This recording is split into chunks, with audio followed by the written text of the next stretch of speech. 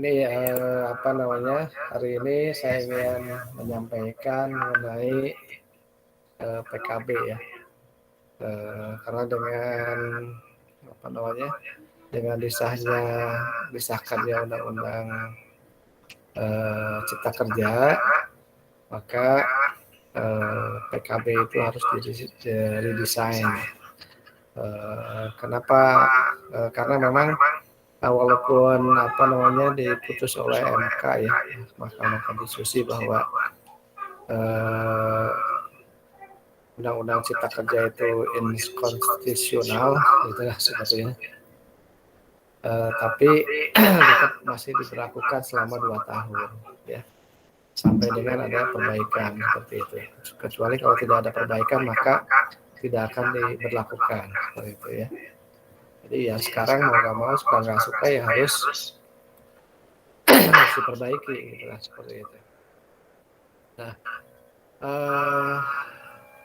ini bagaimana sih statusnya gitu ya, seperti itu ya. Kan PKB itu sudah dibuat sudah lama gitu kan, seperti itu.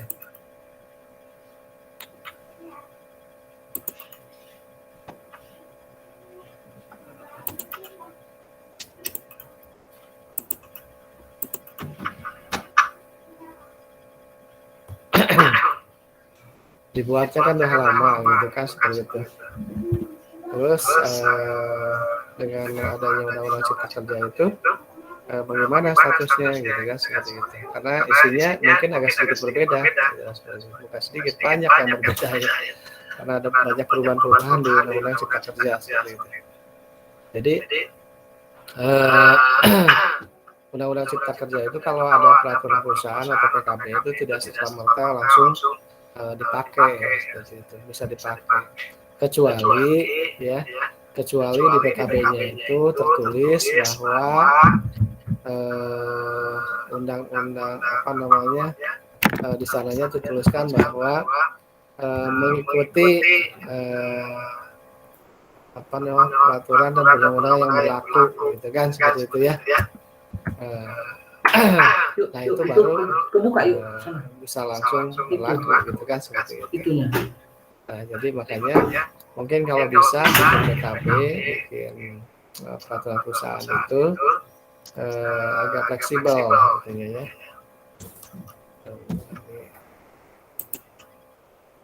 Ada yang masuk nih.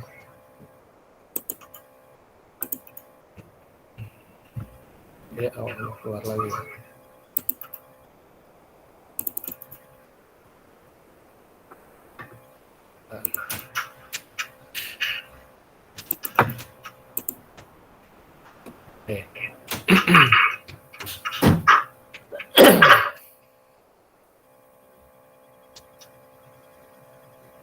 Jadi PKB-nya harus didesain, harus apa namanya negosiasi ulang, gitu kan, dibicarakan ulang dengan serikat pekerja seperti itu ya. Jadi tidak bisa serta-merta berlaku. Nah ini karena Undang-Undang Cipta Kerja ini bukan banyak ya, semua serikat pekerja itu tidak mengakui ya, tidak mengakui Undang-Undang Cipta Kerja itu, sehingga kalau dimasukkan misalnya di PKB mereka nggak mau gitu, seperti itu. Nah kemudian gimana caranya? Ya caranya harus dibicarakan, disampaikan kepada mereka. Nah karena di Undang-Undang Cipta Kerja juga tidak semuanya jelek ya. Ada yang bagusnya juga, gitu kan, ada tambahan-tambahannya juga. Salah satunya, contohnya misalnya ya, contohnya itu adalah mengenai apa namanya UK, uang kompensasi untuk karyawan kontrak gitu ya. Dulunya tidak ada, tapi di Undang-Undang Cipta Kerja itu ada, gitu ya. Nah kemudian apa cuma itu aja kali ya yang bagusnya ya, yang lainnya memang menurun semua. Jadi kayak perhitungan pesangon menurun, gitu kan, seperti itu. Nah ini yang apa namanya menjadi keberatan ya. keberatan para pekerja seperti itu. Ya tapi mau nggak mau ya suka nggak suka memang harus mengikuti gitu kan seperti itu. Kalau nggak mau ngikutin juga boleh juga, tapi harus memuat yang lebih baik daripada undang-undang cipta kerja gitu kan seperti itu.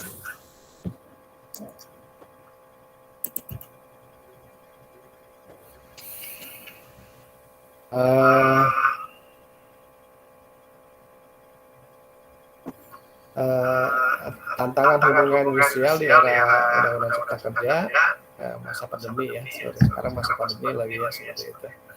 Kemudian pemetaan perubahan hak dan normatif, jadi perubahan-perubahannya apa saja gitu kan, mitigasi risiko PKB gitu ya.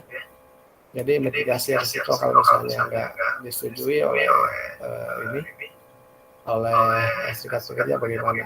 Apakah kita mau menempuh jalur hukum atau bagaimana gitu kan, bisa saja ya. Jadi kalau misalnya serikat pekerja nggak setuju ya kita bawa ke jalur hukum, ini kan konflik kepentingan berarti ya seperti itu.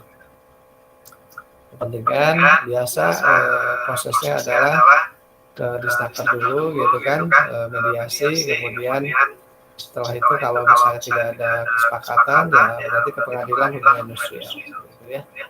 Nah kalau ini kan karena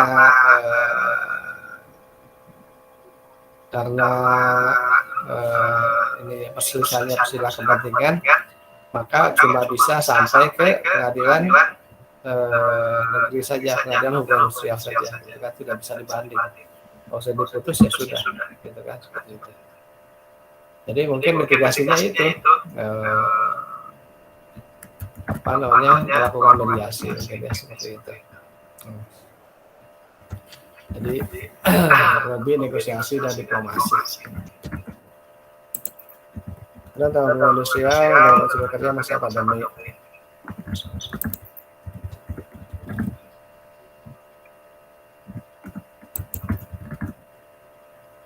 Siapa? Hana.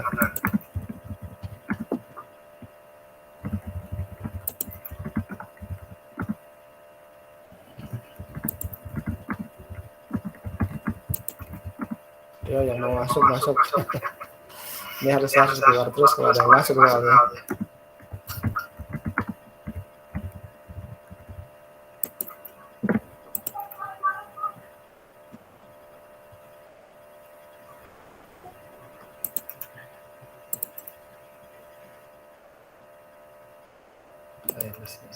Oke.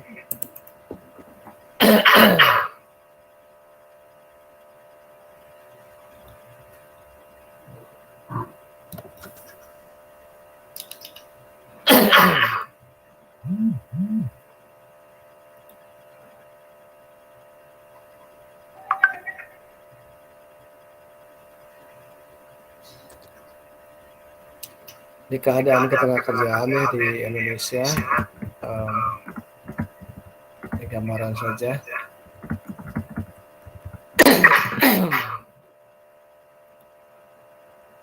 Dan rata-rata upah buruhnya gitu kan seluruh Indonesia sebenarnya rata-rata memang kelihatannya kecil gitu kan, 2,9 kalau misalnya dilihat di seluruh Indonesia gitu kan seperti itu. Tapi kalau di tempat-tempat tertentu mungkin tinggi ya, daerah Jawa lah pasti tinggi ya. Jawa juga tidak semua tinggi. Seperti itu ya, Jawa juga hanya wilayah industri aja yang UMP-nya tinggi ya. Ya mungkin dari sininya Cilegon, Serang gitu kan, Kota Serang, kemudian Tangerang gitu kan, daerah Kota Tangerang, kemudian DKI Jakarta, kemudian Bekasi gitu kan, daerah wilayah Bekasi, kemudian Karawang gitu kan, Subang sana ya. Jadi daerah-daerah yang tinggi seperti itu.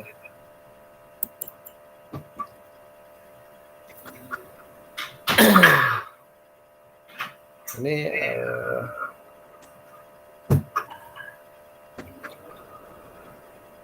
tentang penurunan upah buruh rata-rata menurut lapangan pekerjaan utama. Jadi perubahan upah buruh itu pada 1 tahun terakhir disebabkan oleh berbagai macam faktor ya. merupakan dampak ikutan dari adanya pandemi COVID-19. Di antaranya adalah perubahan jam kerja dan perjalanan perusahaan yang lain. Jadi mungkin karena ada penurunan kegiatan gitu kan, jam kerjanya dirubah. Kemudian merubahkan buruh dengan pemotongan upah seperti itu ya, dan kebijakan lainnya. Gitu ya. Kemudian perubahan upah buruh antara lapangan usaha juga berbeda ya. Upah buruh pada kategori penyediaan akomodasi dan makan minum sangat terdampak pandemi ya, di mana rata-rata upah buruh pada kategori ini turun 17,8%. Seperti itu ya. Kemudian selanjutnya real estate turun 15,70%, sedangkan transportasi dan pergudangan turun 12,13%. Dan industri pengolahan yang merupakan sektor padat karya juga terdampak relatif signifikan, di mana upah buruh turun dari 7,13%. Ya, jadi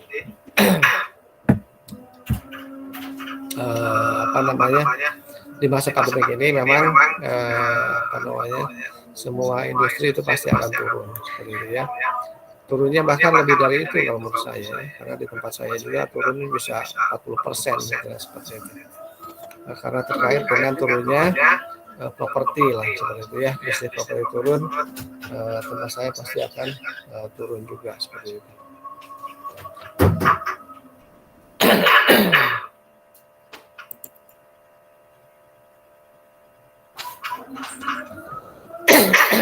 Ini kecil ya, nanti saya kasih biar dilihat, saya kirim nanti.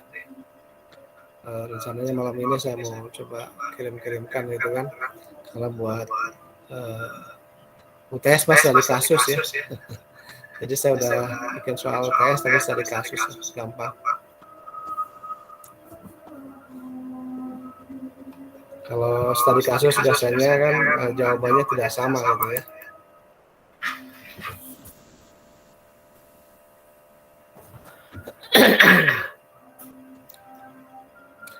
Ini milenial dan mencari kerja baru lebih menginginkan pasar tenaga kerja yang lebih fleksibel.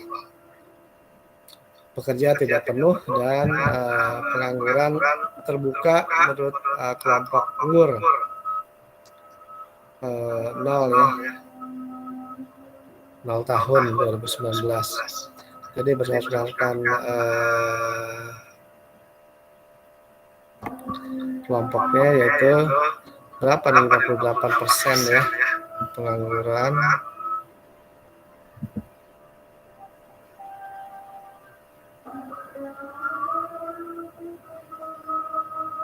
Pengangguran itu bertambahnya 15-24% ya per tahun.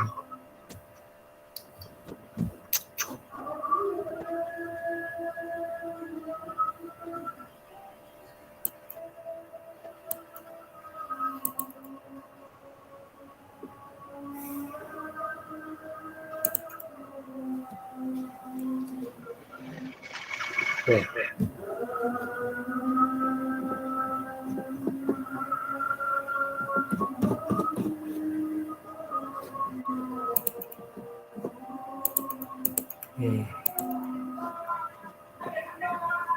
Ya. Bisa harus keluar dulu.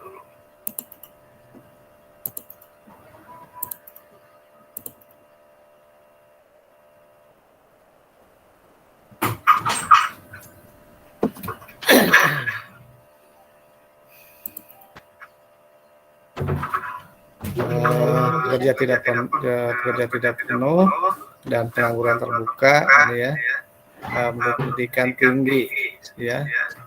Ini perguruan terbuka Indonesia mayoritas adalah pekerja yang baru masuk ke pasar tenaga kerja, juga pekerja dengan pendidikan tertinggi SMA gitu ya. Jadi memang setiap tahun pengangguran itu pasti akan naik terus karena lulusan sekolah ya, dari SLTA sampai ke perguruan tinggi itu, Mama.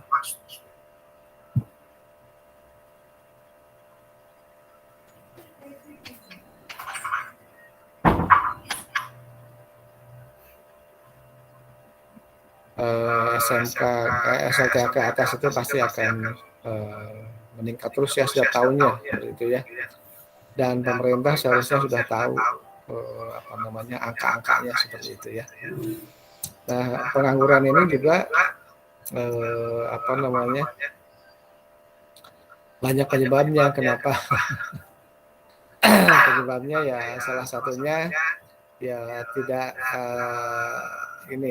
tidak link and match ya antara pengetahuan atau kompetensi yang dihasilkan oleh lembaga pendidikan ya, sekolah-sekolah ya dengan kebutuhan di perusahaan seperti itu ya.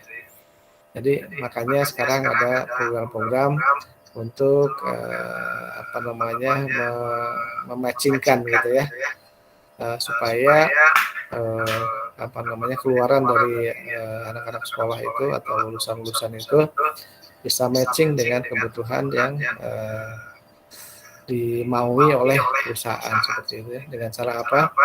Dengan cara ya kolaborasi antara sekolah dan perusahaan gitu kan, seperti itu. Jadi tidak cuma PKL tetapi bahkan sekarang itu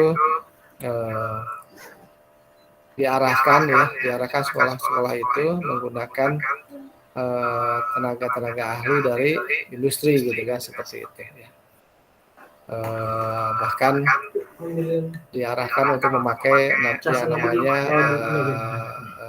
silver expert gitu kan. Silver expert. Jadi silver expert itu adalah orang-orang yang sudah pensiun gitu kan. Yang sudah pensiun tetapi apa namanya masih bisa dikaryakan gitu kan. Jadi itu diminta untuk direkrut untuk menjadi guru-guru di sekolah gitu kan. Atau di universitas gitu kan, seperti itu. Supaya kenapa? Supaya bisa mengenalkan gitu kan situasi industri, kebutuhannya dengan ilmu pengetahuan yang memang diperlukan di industri gitu kan, seperti itu. Jadi sudah ada sebenarnya program-program seperti itu ya. Tapi sekarang memang belum populer lah, gitu ya, belum terlalu banyak gitu ya. Jadi masih perguruan tinggi, sekolah-sekolah masih menggunakan metode-metode lama seperti itu ya. Hanya melakukan PKL saja misalnya gitu. Kemudian permintaan perubahan hak normatif ya. Normatif itu 60 beberapa pasal yang dirubah dan dihapuskan dalam Undang-Undang Nomor 13 Tahun 2003 ini oleh Undang-Undang 11 Tahun 2020 ya, terdapat kontradiksi pengaturan tentang PHK ya, yakni poin 37 melarang secara implisit tindakan sepihak pengusaha melakukan PHK. Sementara pada poin yang lain, yaitu poin 42-nya pasal 81 memberikan peluang cukup lebar bagi perusahaan untuk melakukan PHK secara sepihak, gitu ya.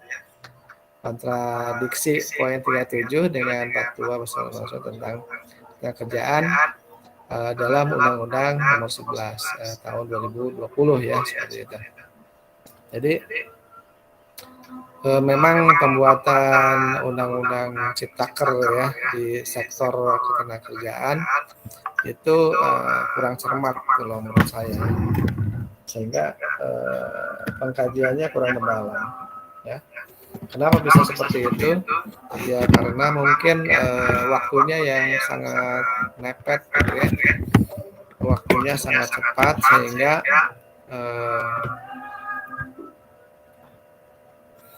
sehingga apa namanya timnya mungkin diburu-buru gitu kan, dan banyak yang tidak terpikirkan dampak-dampak terburu-burunya ini.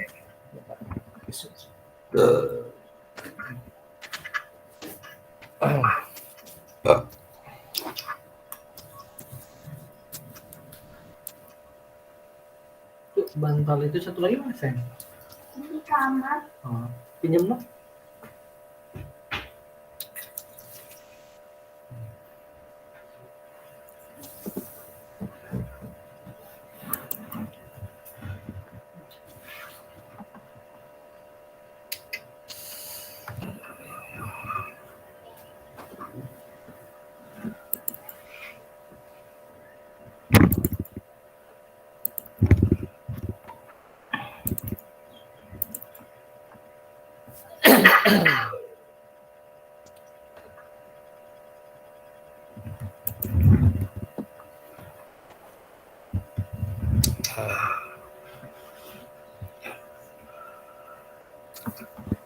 Jadi salah satu regulasi-regulasi yang ada ya ini kemudian yang dirubah dengan Undang-Undang 13 salah satunya Al-Hidayah ya. Undang-Undang nomor 13 itu tentang ketenagakerjaan sebagaimana telah diubah dalam Undang-Undang nomor 11 tahun 2020 tentang tenaga kerja.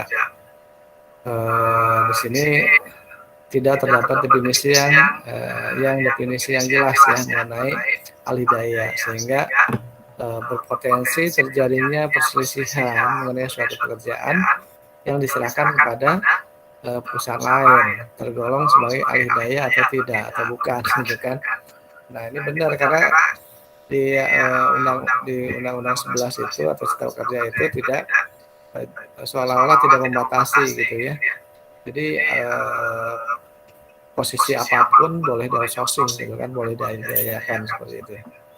Keduanya terdapat kewajiban perlindungan berupa jaminan kelangsungan pekerja terhadap pekerja PKWT dalam hal objek pekerjaan pada pemberi pekerjaan tetap ya. Jadi kalau pekerjaannya itu tetap itu juga boleh menggunakan PKWT gitu. Gajian kerja waktu tertentu gitu kan seperti itu. Kalau yang dulu tidak, kalau pekerjaannya terus tetap terus menerus gitu, maka harus menggunakan PKWTT gajian kerja waktu tidak tertentu seperti itu ya. Kemudian pemberian uang kompensasi ya bagi tenaga kerja Al-Hidayah yang berstatus PKWT. Nah, ini sama ya karena sesuai dengan PP nomor 35 tahun 2001 yang pernah saya sampaikan tentang PKWT Al-Hidayah ya seperti itu. Nah ini jadi kalau statusnya kontrak mereka akan dapat yang namanya UK ya, uang kompensasi seperti itu setiap tahun satu kali gaji, satu tahun satu kali gaji seperti itu. Itu yang harus diberikan kepada karyawan seperti itu.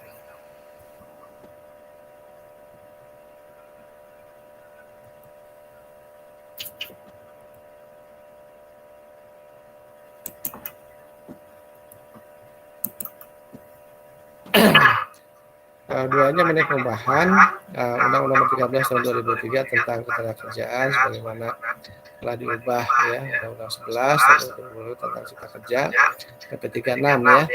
Gubernur yang berwenang dalam menetapkan upah dan dilakukan setiap tahun sekali ya.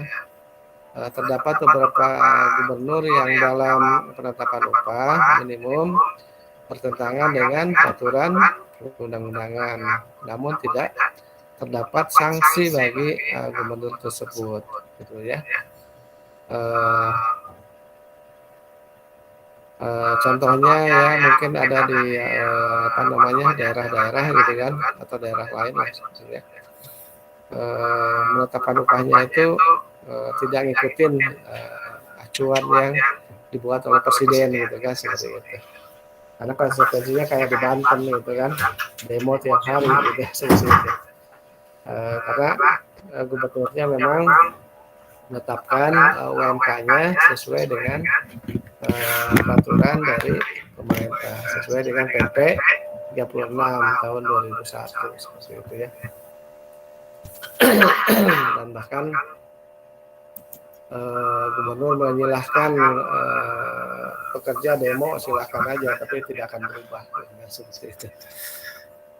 Kemudian untuk pemutusan hubungan kerja PHK ya, Undang-Undang Nomor 13 2003 tentang ketenagakerjaan sebagaimana telah diubah oleh Undang-Undang 11 2020 tentang Cipta Kerja ya PP 35 oleh PKWT Al-Hidayah dan ini masuk PHK dilakukan melalui pemberitahuan ya PHK saat ini yang dikecualikan dari pemberitahuan PK hanya pekerja buruh yang mengundurkan diri atas kemauan sendiri. Pekerja buruh dan pengusaha berakhir hubungan kerjanya sesuai dengan perjanjian kerja waktu tertentu.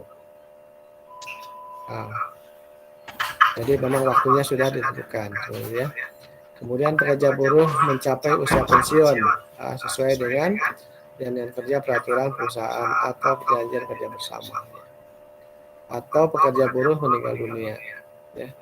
PHK dilakukan terhadap pekerja buruh karena alasan pekerja buruh melakukan pelanggaran bersifat mendesak yang diatur dalam perjanjian kerja atau PKB, satu ya.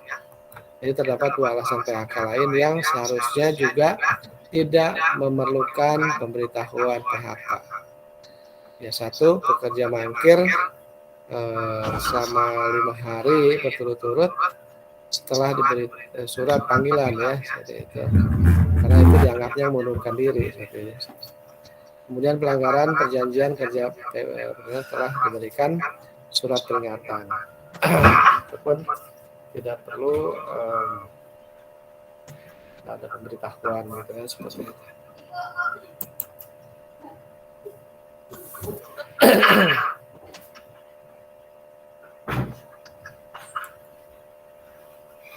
Kemudian mau kerja,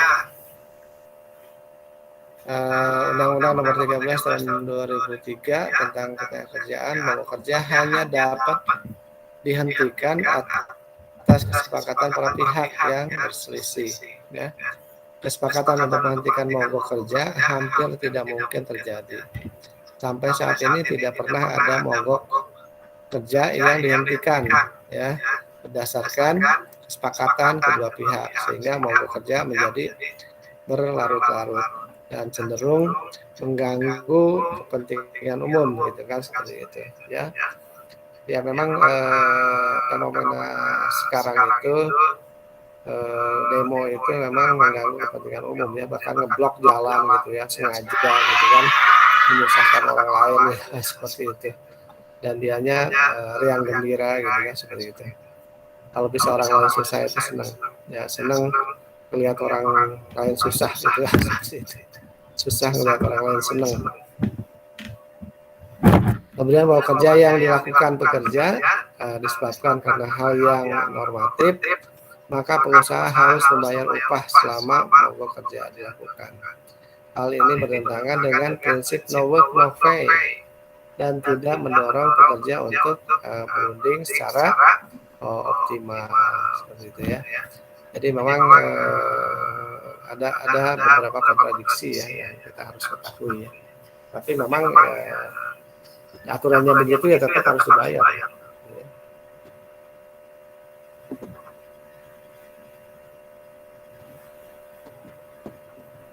Harusnya mogok kerja itu tidak dibayar, ya, karena itu kepentingannya dia, bukan kepentingan perusahaan.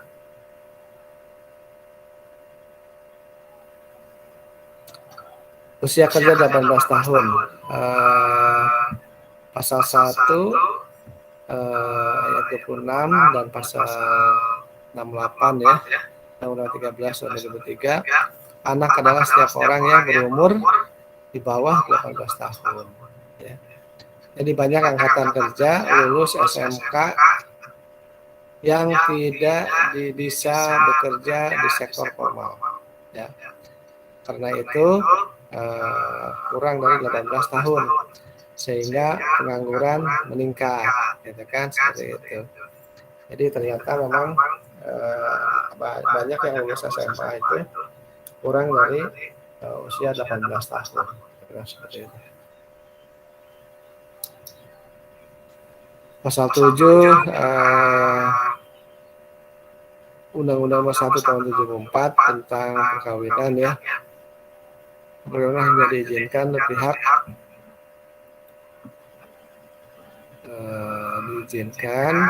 jika pihak pria sudah mencapai umur 19 tahun dan pihak wanita sudah mencapai usia 15 tahun. Nah, ini ada perbedaan, ya. Jadi kalau 15 tahun sudah boleh menikah.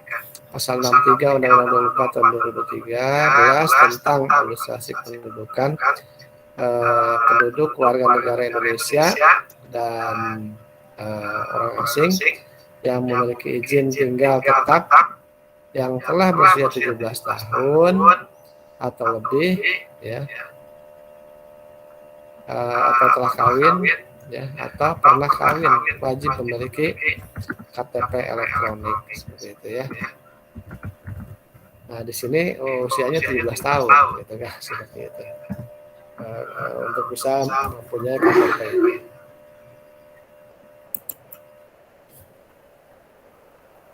Kemudian jaminan kehilangan pekerjaan JKP ya, PP nomor 37 2021 tentang jaminan kehilangan pekerjaan JKP ya. Jadi salah satu persyaratan sebagai peserta JKP adalah harus diikut sertakan dalam program jaminan kesehatan nasional JKN dengan jenis pekerjaan menerima upah pada badan usaha gitu ya. Terdapat pekerja yang enggan melepaskan statusnya ya, perusahaan JKN yang berjenis PBI ya, dikarenakan status hubungan kerja mereka hanya PKWT jangka waktu tertentu ya. Jadi kekhawatiran pekerja bila status PKWT terakhir, pekerja tidak mampu membayar iuran JKN. Tuh, ya. Kemudian sehingga untuk pekerja yang tidak bersedia melepaskan PBI ya, memilih untuk tidak bekerja dengan pengusaha ya, yang ketat dalam pelaksanaan compliance seperti hari ini gitu ya. Jadi ada aturan-aturan yang memang agak sulit untuk bisa dilaksanakan itu ya.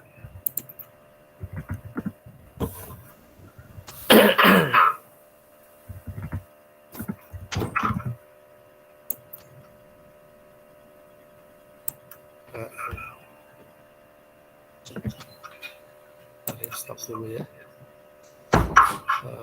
Alipah masuk.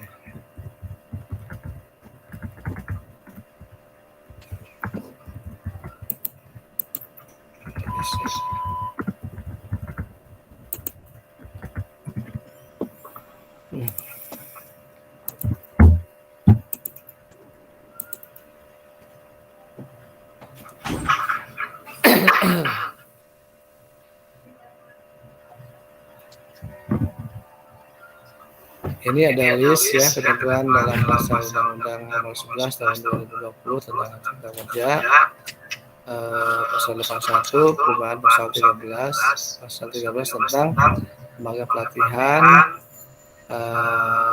pasal 14 tentang kewajiban memiliki perizinan usaha. Ini nanti dibaca aja lah, saya kasih.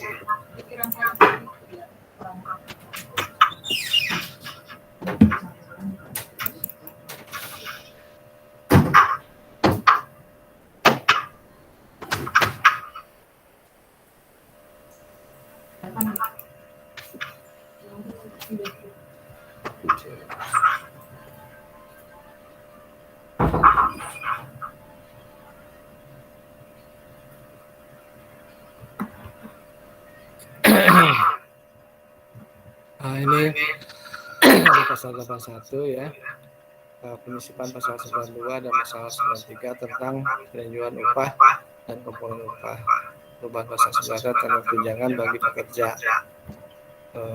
Jadi memang banyak sekali yang dirubah seperti itu ya.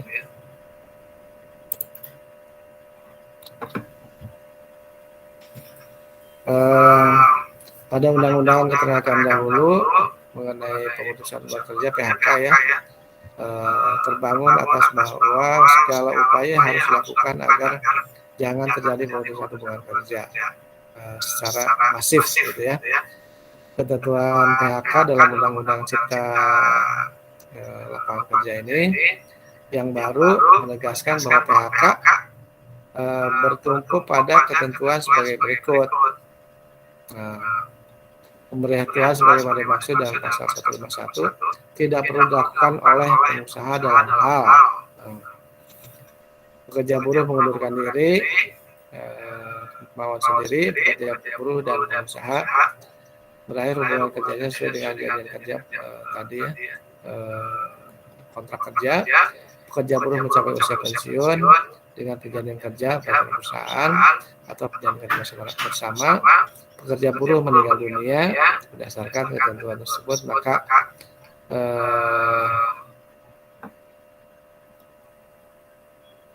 nomenklatur PHK dikembalikan kepada ranah yang menjadi otoritas pihak pengusaha, sebagaimana kalimat yang disebut bahwa tidak perlu dilakukan oleh pengusaha ya dalam hal ya. Jadi memang pemberitahuannya tidak diperlukan seperti itu. Ini ada pasal 154A ya, pemutusan hubungan kerja dapat terjadi karena alasan perusahaan melakukan penggabungan, peleburan, pengambil alihan atau pemisahan perusahaan. Ya. Perusahaan melakukan efisiensi, ya. Perusahaan tutup yang disebabkan karena perusahaan mengalami kerugian, gitu ya. Kemudian perusahaan dalam keadaan penundaan kewajiban pembayaran utang, gitu ya. Perusahaan pilot, gitu ya. Perusahaan melakukan perbuatan yang merugikan pekerja, ya. Nah, selain alasan pemutusan hubungan kerja sebagaimana dimaksud dalam ayat 1 ya di atas, dapat ditetapkan alasan pemutusan hubungan kerja lainnya dalam perjanjian kerja, peraturan perusahaan atau perjanjian kerja bersama. Ya. Jadi ketentuan lebih lanjut mengenai persyaratan tata cara pemutusan hubungan kerja diatur dengan peraturan pemerintah. Jadi memang cenderung mungkin PHK itu bisa lebih mudah ya nanti. Mitigasi resiko PKB. Jadi antisipasinya apa? Ini mengelola risk tentunya harus melakukan risk assessment ya terhadap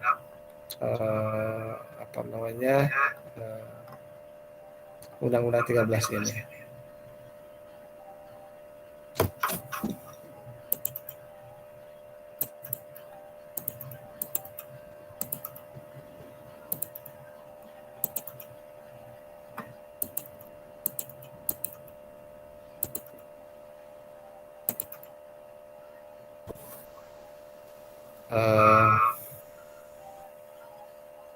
Jadi harus ada risk avoidance ya, risk reduction, risk transfer gitu, risk retention dan risk description. Jadi memang ya pokoknya semua risiko itu harus diperhitungkan, semua risiko harus dianalisa dengan baik ya, sehingga dengan munculnya Undang-Undang Ciptaker ini tidak merugikan perusahaan.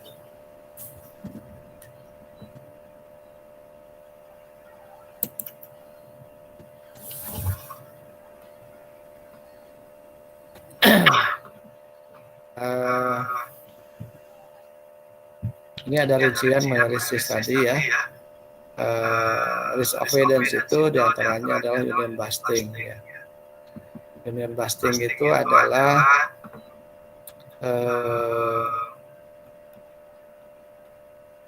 perusahaan bisa disangka ingin mengempaskan organisasi serikat pekerja gitu ya. Kriminalisasi pengusaha ya bisa juga terjadi oleh serikat pekerja, kriminalisasi pengusaha, kemudian bayar TPPH ditunda-tunda gitu kan, gitu ya, pembayaran gaji terlambat, nah ini risk avoidance harus dilakukan ya. Risk transfer, medical check up, ini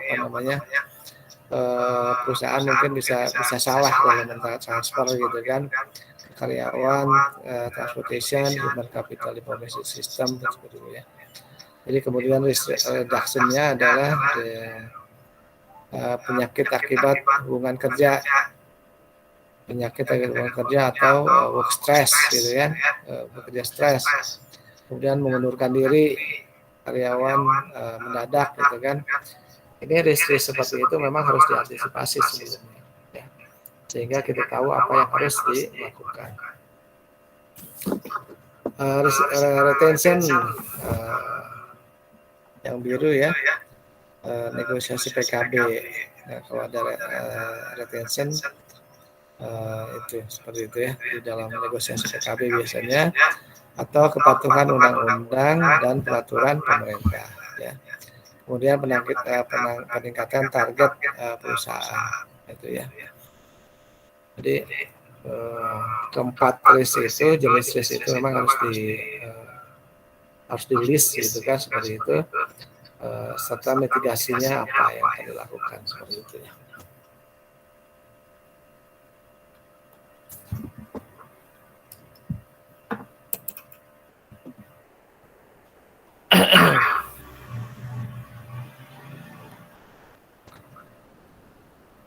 Ini ada financial impact gitu ya. Upah pokok berfungsi ekonomis ya.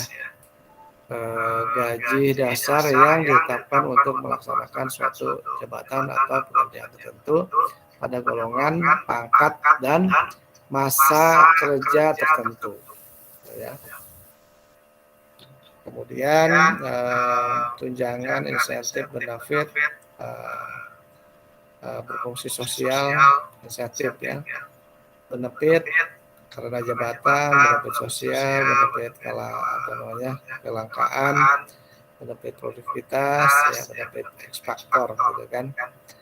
Nah ini finansialnya.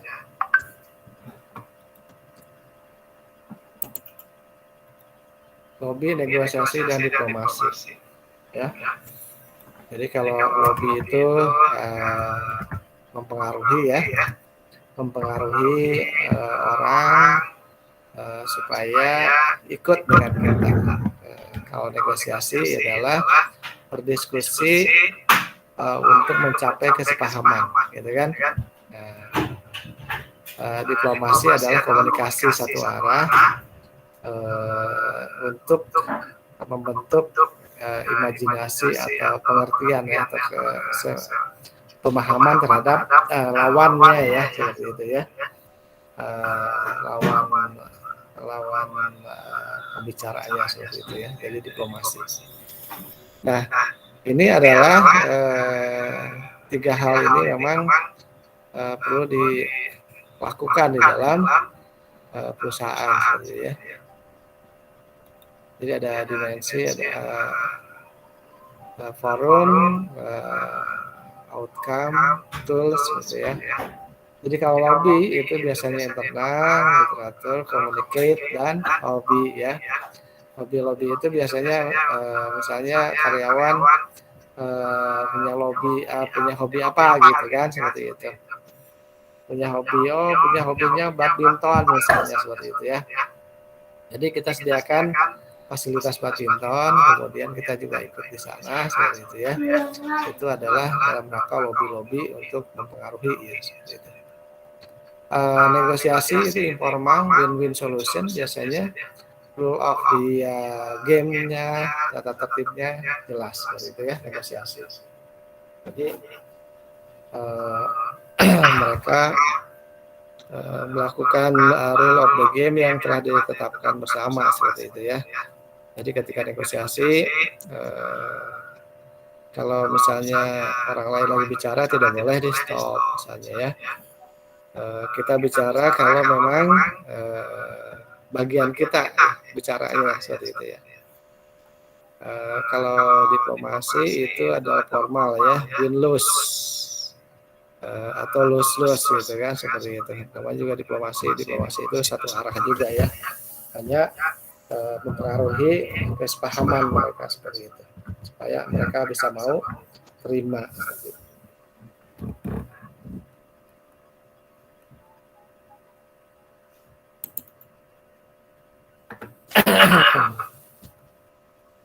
Ini siklus perundingan ya. Jadi siklus 1 adalah rapat penetapan sikap PUK, perpanjangan atau diperbaharui, gitu kan. Jadi kalau perpanjangan berarti isinya tetap ya. Kalau diperbaharui berarti ada perubahan-perubahan yang harus dilakukan di dalam isi perjanjian kerja bersama. Kemudian pembentukan tim-tim ya, dari tim sesuai dengan peraturan. Tim itu kalau untuk PKB gitu kan biasanya 9 dari pihak pekerja dan 9 dari perwakilan pengusaha gitu ya. Kemudian hasil kerja tim, kemudian perundingan tata tertib. Jadi tata tertibnya bagaimana dalam proses negosiasi ini. Kemudian perundingan pembaharuan PKB seperti apa. Nah, siklus 2 adalah penandatanganan PKB ya kalau sudah selesai. Penandatangan ke PKB, pendaftaran ke Dinas Tenaga Kerja.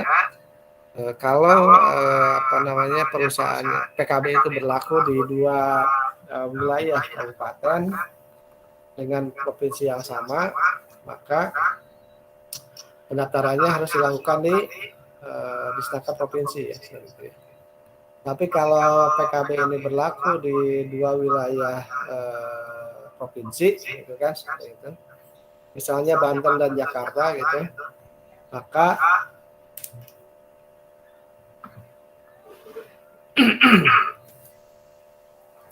permohonan registrasi PKB-nya harus dilakukan di kantor pusat ya, kantor ketenagakerjaan pusat. Gitu. Kemudian pencetakan buku biasanya dibagikan bukunya ya, sosialisasi seperti itu. Kemudian monitoring pelaksanaannya seperti apa ya, kemudian evaluasi pelaksanaannya seperti apa. Jadi ya itu siklus-siklus proses ya negosiasi.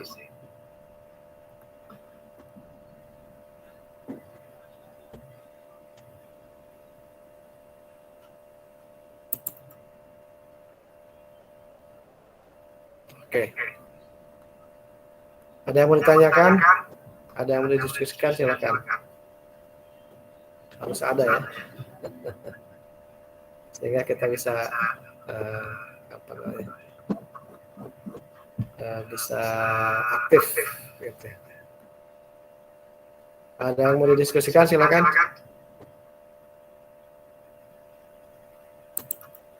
Ada yang mau ditanyakan?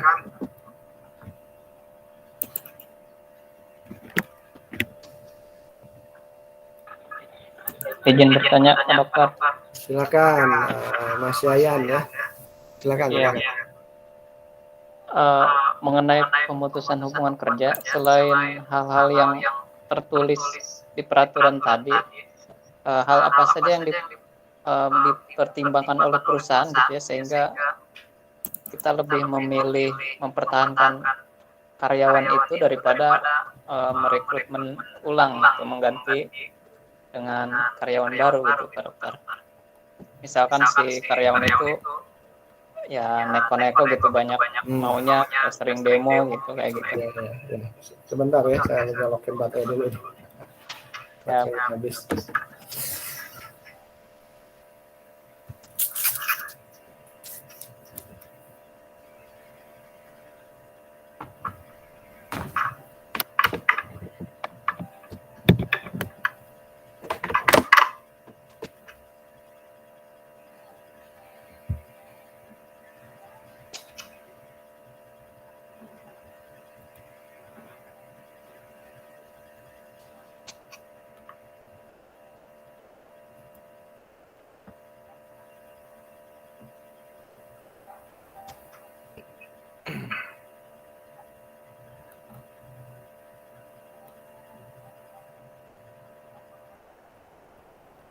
Jadi sebenarnya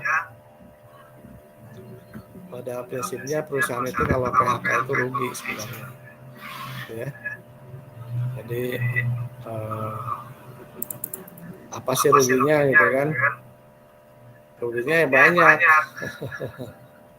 Jadi ruginya itu kan kita sudah rekrut karyawan itu ya. Kemudian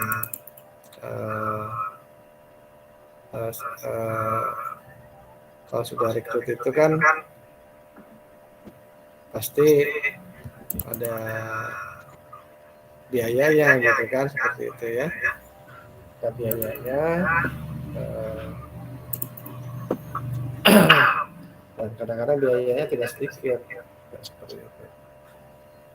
Kemudian setelah direkrut kan mungkin di training dan lain sebagainya. Jadi sayang itu kalau misalnya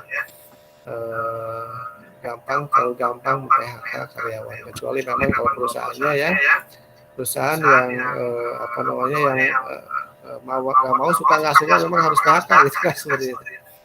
Karena mungkin keadaannya gitu kan seperti itu. Tapi kalau perusahaannya masih stabil, masih bagus, ya rugi sebenarnya kalau apa namanya mengambil karyawan baru lagi gitu kan. Kalau karyawannya juga fine-fine aja. Kalau karyawannya juga kerjanya sesuai standar gitu kan seperti itu. Jadi seharusnya sih tidak apa namanya perusahaan tidak melakukan PHK gitu kan seperti itu. Terus bagaimana kalau karyawannya apa namanya mogok dulu gitu kan, itu ada mekanismenya juga seperti itu ya. Jadi mungkin karyawannya itu diajak ngomong juga seperti itu, diajak bicara gitu kan, mau milih mana, mau milih mogok, mau milih kerja gitu kan seperti itu. Kalau mau milih mogok ya silahkan saja ya seperti itu. Jadi itu perusahaan yang harus pertimbangkan ya. Yang jelas bahwa perusahaan itu sebenarnya rugi kalau mem-PHK karyawan yang karyawannya masih mempunyai prestasi yang baik gitu kan seperti itu. Jadi tidak semena-mena main PHK ya, seperti itu. Kalau demo ya tergantung kebijaksanaan perusahaan lah kalau mau dikasih waktu misalnya. Saya juga apa namanya karyawan saya ikut demo juga.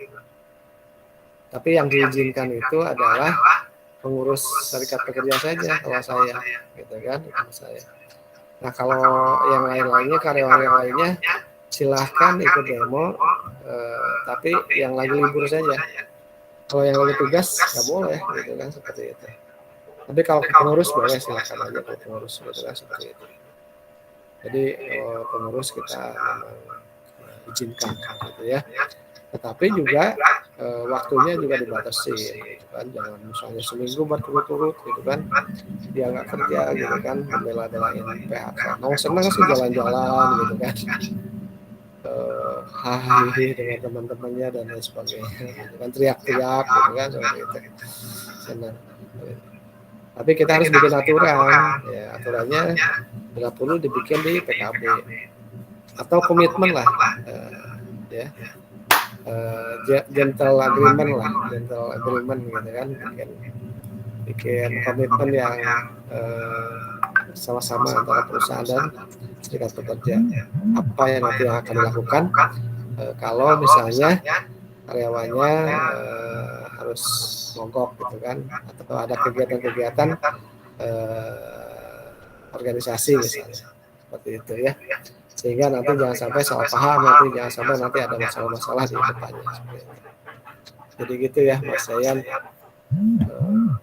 Jadi kalau karyawan ikut mogok ya tergantung kebijaksanaan perusahaan gitu kan.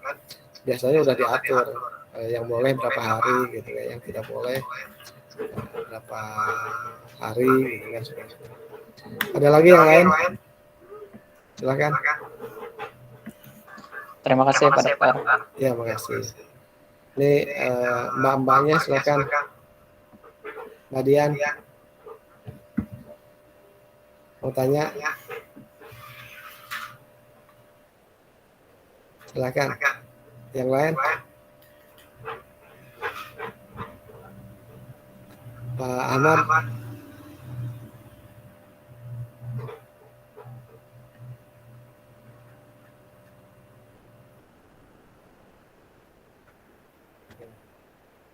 Siapa yang baru masuk? Kami.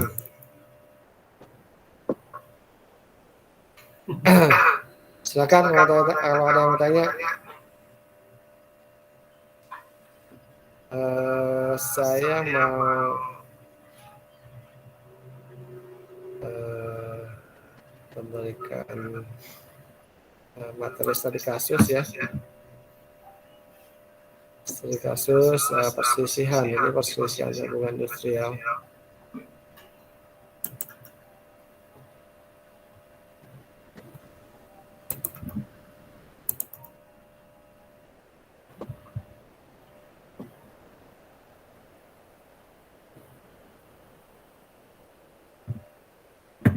Jadi ini bedah kasus perselisihan hubungan industrial. Ya. Jadi ada mulai outsourcing, ada mulai PKWT, ada putus hubungan kerja berdasarkan peraturan perusahaan atau PKB, ada pemutusan hubungan kerja karena mangkir atau mutasi. Ini ada kasus-kasus ya.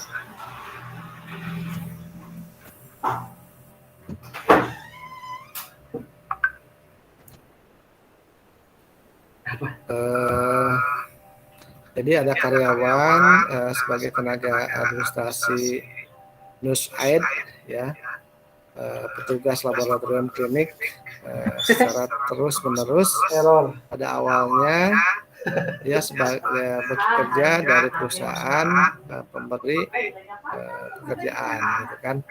Jadi awalnya outsourcing ya. Kemudian pemborong pekerja yang dilakukan tergugat 1 dan tergugat 2 tidak memenuhi persyaratan sebagaimana diatur dalam pasal 65.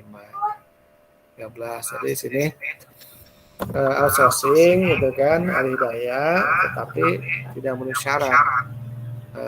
Tidak memenuhi syaratnya itu mungkin dia tidak menggunakan PT gitu kan, seperti itu. Tidak berbadan hukum ya.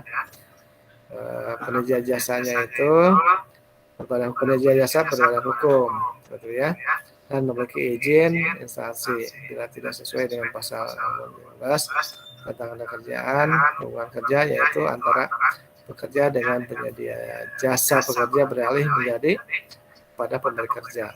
Nah, jadi karena outsourcing yang dipilihnya itu tidak berbadan hukum, gitu ya, sesuai dengan Undang-Undang 13, maka hubungan kerjanya itu beralih kepada pemberi kerja. Jadi sekarang itu Makanya background kalau Google pertimbangan Meet hukumnya merupakan bergerak perselisihan dengan kepentingan jenisnya, jenis perselisihannya ya. Kemudian majelis mempertimbangkan apakah pengalihan status hubungan kerja memiliki kekuatan hukum tidak ya, apakah perjanjian pemborongan pekerjaan telah memenuhi persyaratan, syaratnya tidak memenuhi ya. Kemudian tuntutan penggugat agar penggugat mengangkat para penggugat sebagai karyawan tetap pada tergugat 2 memiliki dasar hukum yang kuat, ya. Nah ini jadi perusahaan harus mengangkat karena tadi ya persyaratan tadi tidak dipenuhi. Nah, kemudian dari pertimbangan tersebut majelis hakim oleh hubungan kerjanya tidak diikuti dengan perjanjian persetujuan bersama ya. Faktanya penggugat sampai sekarang masih bekerja pada perusahaan tergugat 2 ya. Pengalihan status hubungan kerja harus dinyatakan tidak memiliki kekuatan hukum yang mengikat, gitu ya. Kemudian syarat penyerahan pekerja kepada pihak lain dilaksanakan melalui perjanjian pemborongan. Perusahaan menyediakan tenaga kerja harus berbadan hukum, memiliki izin operasional. Kerjaan dilakukan secara terpisah, ini masih yang lama ya aturannya, dasarnya seperti itu ya. Kemudian merupakan kegiatan penunjang, perusahaan pemberi kerja wajib membuat alur gitu kan hubungan kerja sesuai dengan pasal 59. Kita lihat amar putusan dari penilaian majelis hakim berpendapat perusahaan penyedia jasa tenaga kerja tidak memiliki izin operasional tadi ya. Perusahaan memberi pekerjaan tidak membuat alur pekerjaan yang dilakukan tergugat tidak terpisah dengan kegiatan utama ya. Tidak ada perjanjian kerja gitu ya. Putusan majelis hakimnya dilihat ya. Maka demi hukum status hubungan kerja antara penggugat dengan perusahaan penyedia jasa tenaga kerja beralih menjadi hubungan kerja antara para penggugat dengan tergugat 2 sebagai pekerja tetap. Ini adalah putusan ya. Kita kita harus banyak-banyak membaca ya atau melihat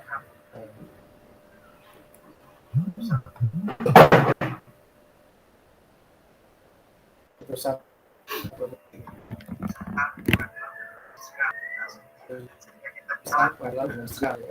sehingga kita bisa belajar gitu kan secara keseluruhan dengan baik seperti itu ya. Jadi salah satunya adalah hasil keputusan dari pengadilan seperti itu ya.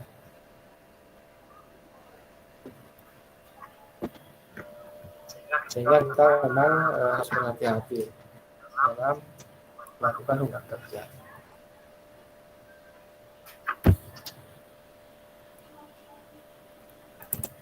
Nah, ini lagi adalah putusan nomor 170 G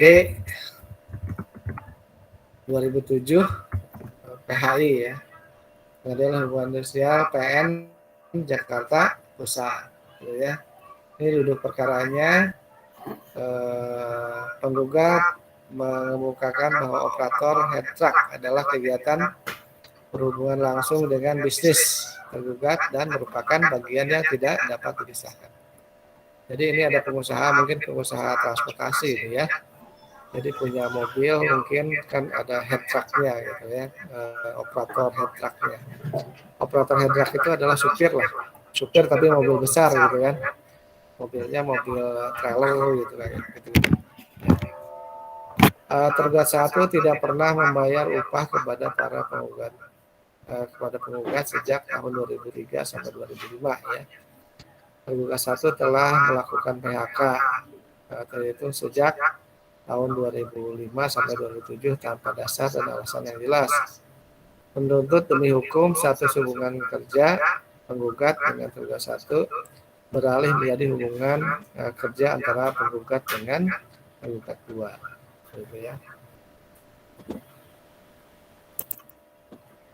Pertimbangan hukum ini ada kondisi umum, kemudian pekerjaan perusahaan tergugat 1 2 pengerjaan kerja antara tergugat 1 dan 2 pemborongan ya, hubungan kerja penggugat harus dinyatakan sebagai karyawan tergugat 1 atau tergugat 2. Lihat ininya,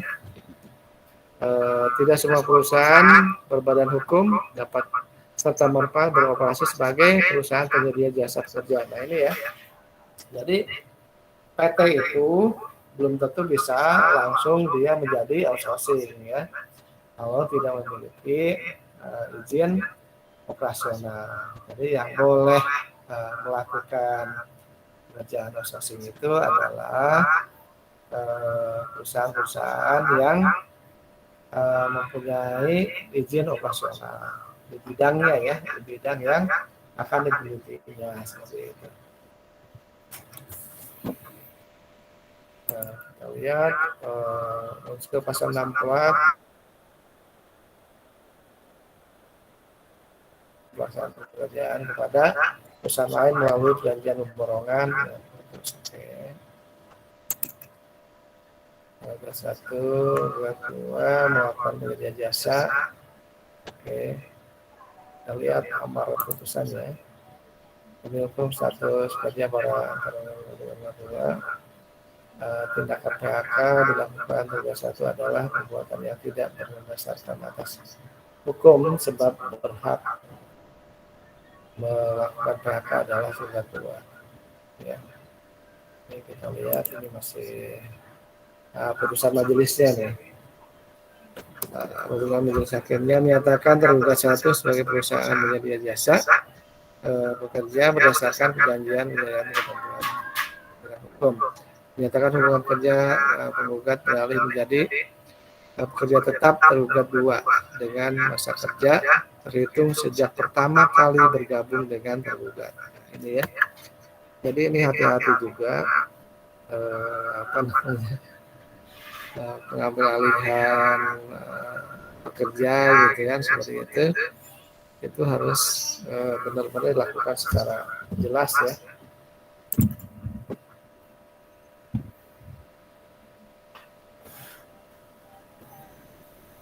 Nah,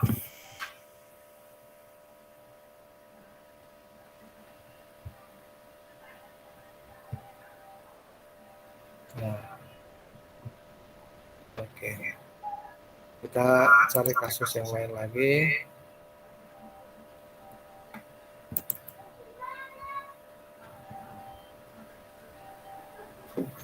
Ini ada putusan PHI tahun 1 tahun 2007 PN Jakarta Pusat.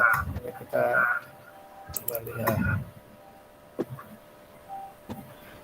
Pertimbangan hukumnya perselisihan hak, diikuti perselisihan PHK. Kerja produk headtrack di pelabuhan, khususnya pelabuhan Tanjung Priuk, yang dikelola tergugat perusahaan pemberi kerja adalah bagian dari aktivitas utama perusahaan. Ya. Berdasarkan perjanjian kerjasama antara tergugat 2 dengan tergugat 1, masa berlaku penyediaan jasa adalah untuk suatu waktu. Ya. Berdasarkan hal tersebut, tergugat 1 menyesuaikan status hubungan kerja dengan kerja berdasarkan KWT. Ya. Padahal pekerjaan tersebut tergugat 2 adalah core bisnis yang berlangsung sejak lama secara terus-menerus. Jadi ini OHT ini operator headtrack itu ya. Itu biasanya ada yang di outsourcing juga gitu kan, seperti itu. Terus kerja OHT atau operator headtrack itu dengan sangat jelas memperlihatkan pekerjaan yang dilakukan pekerjaan terus-menerus dan tidak putus-putus ya. Jadi kalau sesuai dengan pasal 359, kalau aktivitasnya tersebut begitu, maka pekerjaannya tidak boleh di statusnya kontrak, tapi harus permanen seperti itu ya. Jadi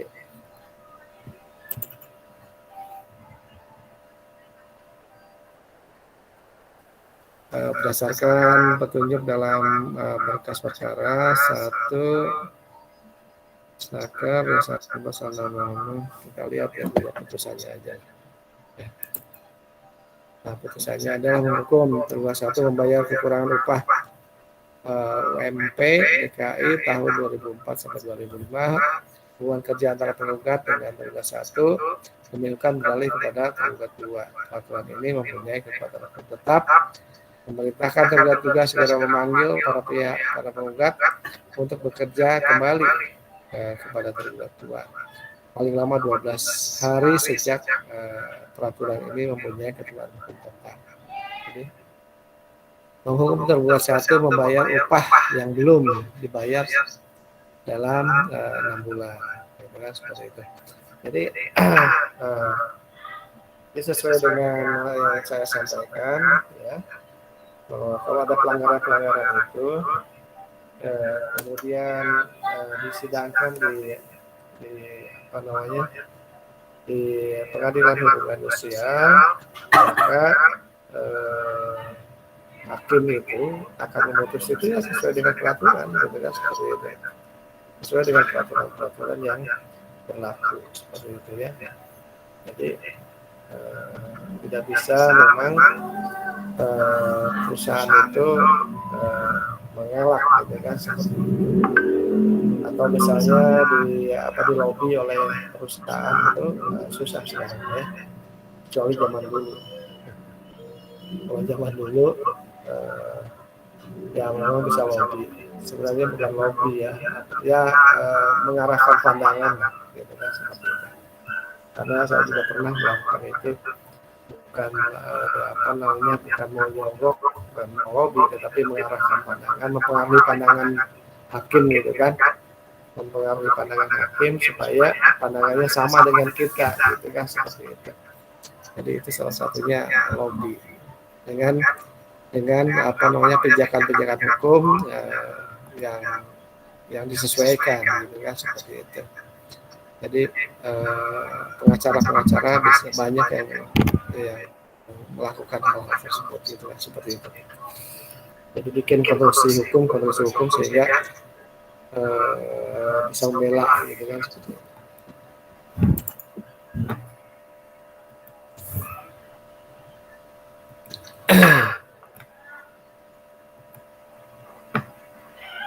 Ini ada lihat ya kasus lagi.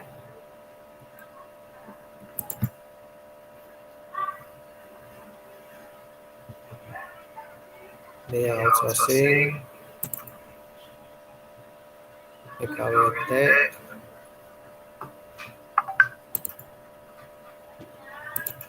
Ada PKWT-nya. Kita lihat kalau ada yang PKWT.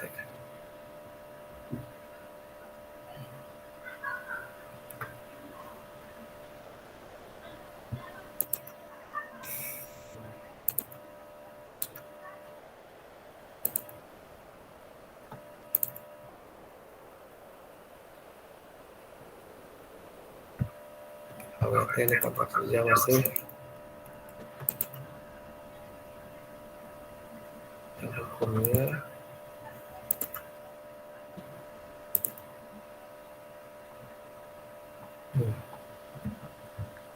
ya kebanyakan memang perkara-perkara itu kalau tidak outsourcing ya mengenai PKWT itu janjian kerja waktu tertentu ya. Kalau yang permanen itu memang jarang lah ya sebetulnya, jarang terjadi putusan hubungan kerja.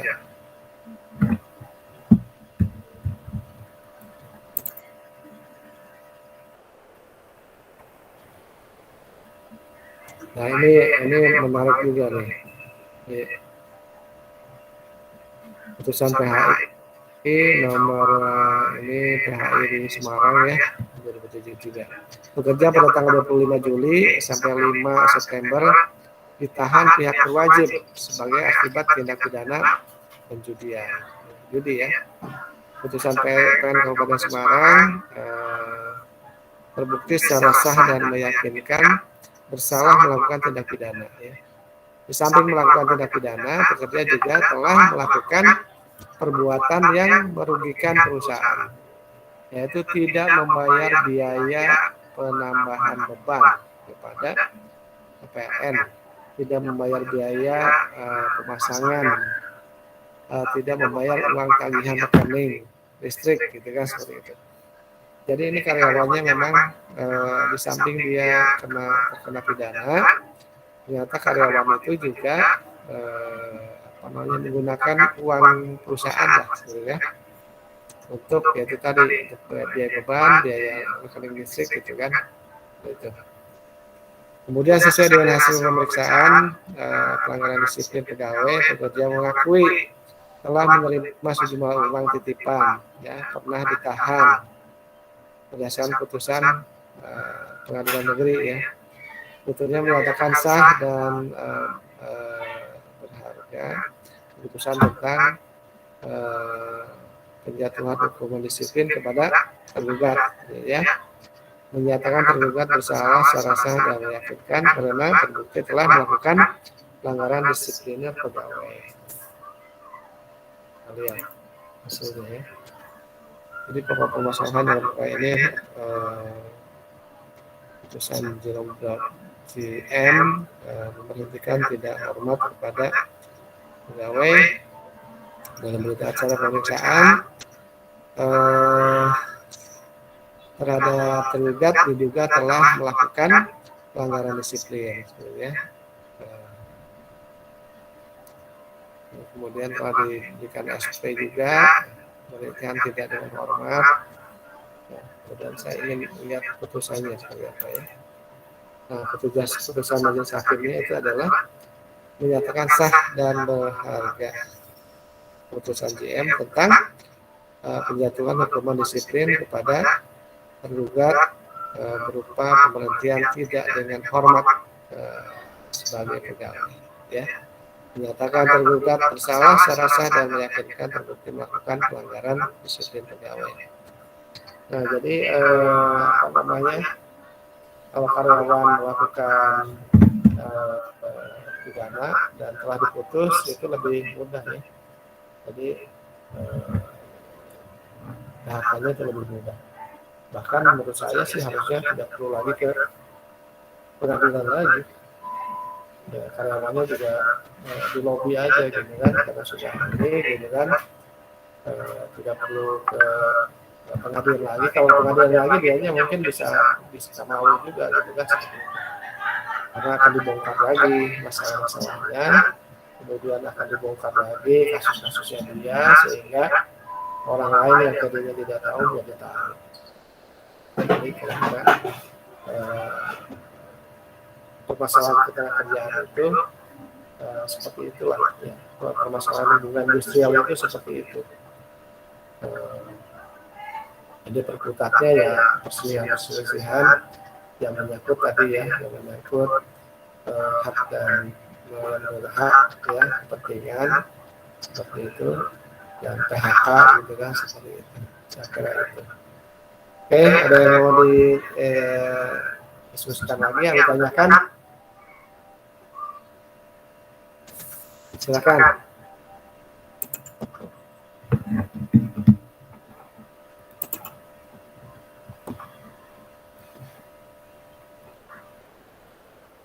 Silakan kalau ada yang ditanyakan. Siapa? Ibu-ibunya belum nih, belum ngasih, belum ada yang nanya. Baru ada satu yang nanya ya tadi ya. Ayo kita diskusi. Silakan Ibu Nurita bertanya.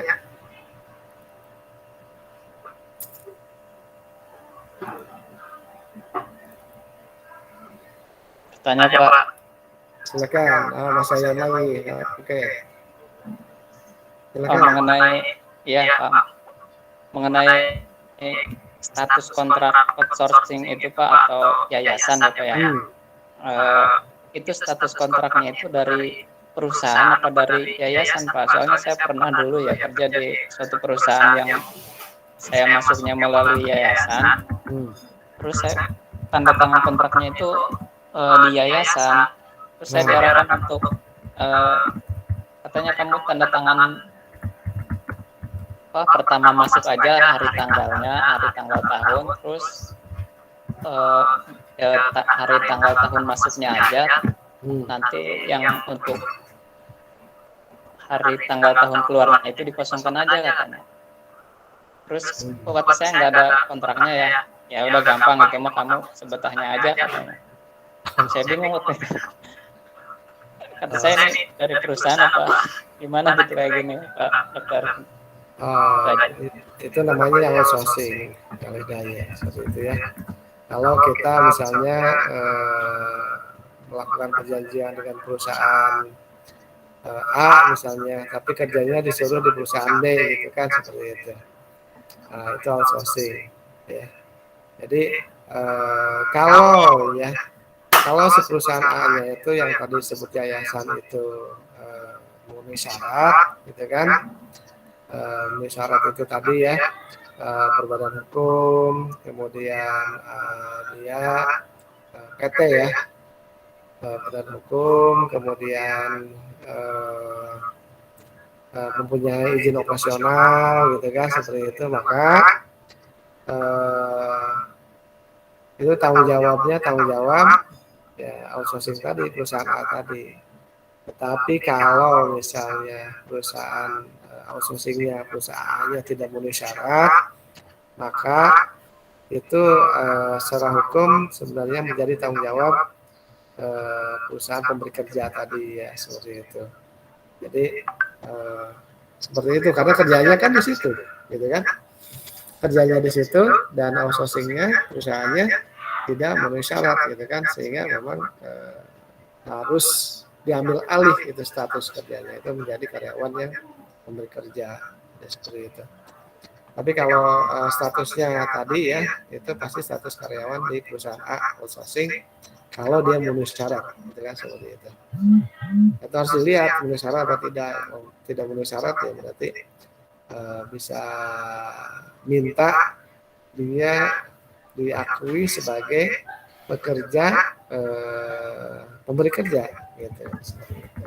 Jadi begitu Mas Yayan ya. Jadi Siap. makanya kalau misalnya dipanggil sama yayasan atau apa, dilihat dulu yayasannya, yayasan yang ini enggak, yang apa namanya, yang berbadan hukum enggak, gitu kan. Kemudian memenuhi syarat enggak, gitu kan. Kalau nggak memenuhi syarat ya terserah mau terus di itu mau enggak, gitu kan. Tapi kan kadang-kadang namanya pencari kerja itu yang penting kerja, gitu kan, seperti itu. Yang penting kerja lah, nanti status dan lain-lain belakangan, gitu kan, seperti itu. Tapi ya tadi ya, jadi tergantung daripada kitanya lah, mau nuntut apa enggak. Kalau kitanya nggak mau nuntut ya nggak apa-apa juga, gitu kan, seperti itu. Kira-kira begitu. Ada lagi yang mau tanyakan?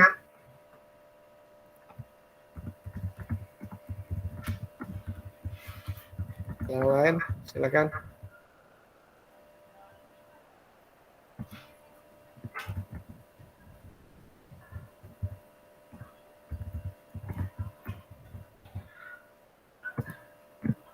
Silakan, ada lagi yang menanyakan?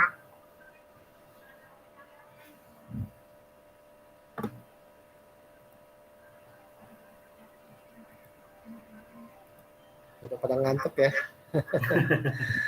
Kalau gitu saya foto dulu lah, keluar dulu ya. Buat dokumen, silakan keluar dulu live.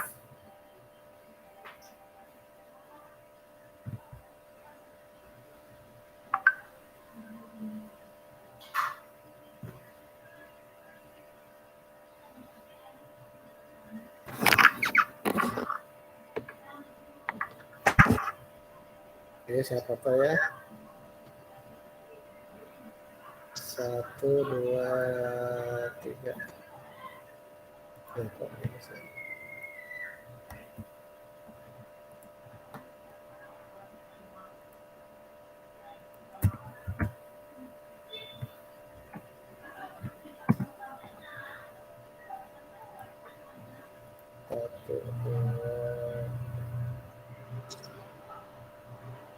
Satu, dua, tiga.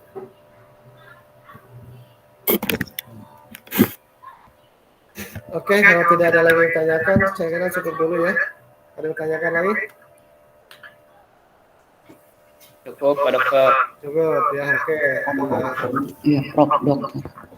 Ya, cukup ya, ngantuk ya. Oke, saya ucapkan terima kasih atas partisipasinya pada hari ini. Minggu tanggal 18 UTS ya. Dan minggu depan saya tidak Soal materinya Pak.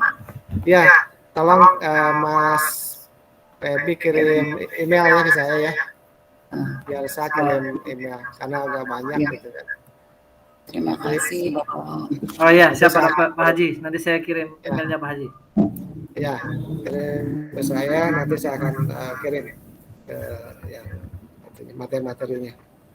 Oke, baik, sama tolong absen ya Mas Febi. Ya Pak Haji. Di list yang hari ini. Oke, sekali lagi terima kasih kepada teman-teman mahasiswa ya yang telah hadir pada hari ini, pada malam hari ini. Mudah-mudahan nanti bisa lancar dalam UTS-nya. Amin. Dan mohon maaf minggu depan saya tidak bisa hadir ya ke kelas. Pertemuan hari ini saya cukupkan dan saya tutup. Wabillahi taufiq wal hidayah. Assalamualaikum warahmatullahi wabarakatuh. Salam sehat. Waalaikumsalam. Allahu wabarakatuh.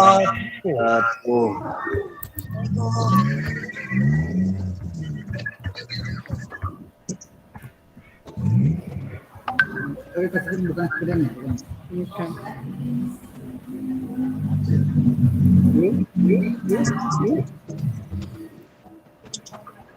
Boleh backgroundnya Pak Ketua tuh. Coba-coba bisa ternyata. Aduh, Pak Hesu Heri udah PW. Bubol lo kono.